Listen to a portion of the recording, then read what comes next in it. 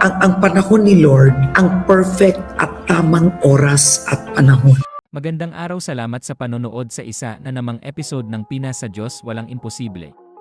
Kung bago ka dito, mag-subscribe, mag-like, at i-share ang video na ito sa iyong mga kaibigan at pamilya para mapalaganap ang mensahe ng pag-asa at pananampalataya. At kung naghahanap kayo ng Kids Bible Story eBooks, Prayer Journals, o Christian Reels templates para sa inyong content, ay click lang ang link sa description sa baba. Tara, simulan na natin! Bago natin talakayin ang pahayag na ito, bibigyan ko muna kayo ng kaunting background tungkol kay Miss Karen Davila. Si Karen Davila ay isang kilalang personalidad sa Pilipinas na lumaki sa Quezon City sa isang pamilya na may malasakit at dedikasyon sa pagiging isang public servant. Ang kanyang ina, si Purita Davila, ay isang hard-working entrepreneur na may malaking impluwensya sa buhay ni Karen.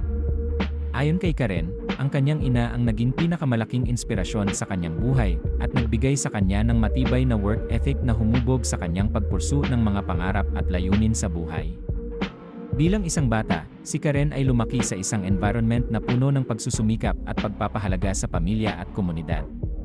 Sa kabila ng pagiging abala ng kanyang pamilya sa kanilang mga karera, nahanap ni Karen ang kanyang calling sa broadcasting at journalism, kung saan ipinagpatuloy niya ang pamana ng pagiging servant leader. Hindi lang siya naging tanyag na personalidad sa telebisyon, kundi isang inspirasyon din sa mga tao, dahil sa kanyang matibay na pananampalataya at buhay Kristiyano. Ngayong araw, gusto ko sanang pag-usapan ang isang magandang pahayag na ibinahagi ni Karen Davila sa isang panayam sa Grow in Grace Like channel. Ang panahon ni Lord ay perfect at tamang oras at panahon. Napaka-profound ng pahayag na ito. Ibig sabihin nito, laging perfect ang timing ni Lord. At totoo nga, hindi nagkakamali si Lord sa kanyang timing, kahit na hindi natin ito lubos na nauunawaan sa mga pagkakataon. Hayaan niyong magsimula tayo sa isang Bible verse na nagpapaalala sa atin tungkol sa perfect na timing ni Lord. Ginawa ng Diyos ang lahat ng bagay na maganda sa kanyang takdang panahon. Inilagay niya sa puso ng tao ang pagnanasa sa mga bagay na walang hanggan, ngunit hindi nila kayang maunawaan ang ginawa ng Diyos mula sa simula hanggang wakas. Ecclesiastes 3:11, Mtag, ang ganda, di ba? Hindi lang maganda ang timing ni Lord, perfect siya. May plano siya para sa lahat, kahit na hindi natin ito nakikita agad.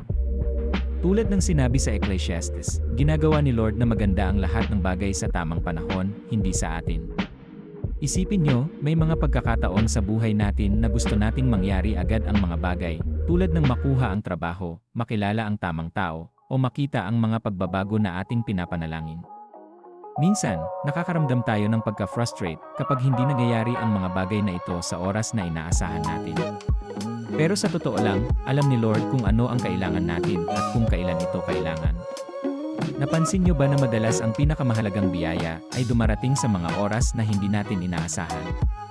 Iyan ang perfect timing ni Lord. Baka naghihintay ka pa ng breakthrough, pero darating ito sa tamang oras.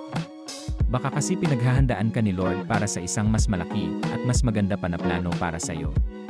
Sa aking buhay, naranasan ko kung paano nagpakita si Lord ng kanyang perfect timing sa mga bagay na hindi ko noon nauunawaan. May mga pagkakataon na pakiramdam ko ay nahuhuli ako o parang hindi ayon sa plano ko ang mga nangyayari.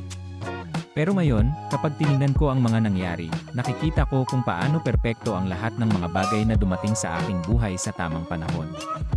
Yung trabaho, yung relasyon, yung oportunidad, dumating sila sa tamang oras, at higit pa sa aking inaasahan. Kaya kung ikaw ay naghihintay ngayon, kung ito man ay sagot sa iyong mga panalangin, isang bagong season ng buhay, o ang katuparan ng isang pangarap, magtiwala ka na ang perfect na oras ni Lord ay darating.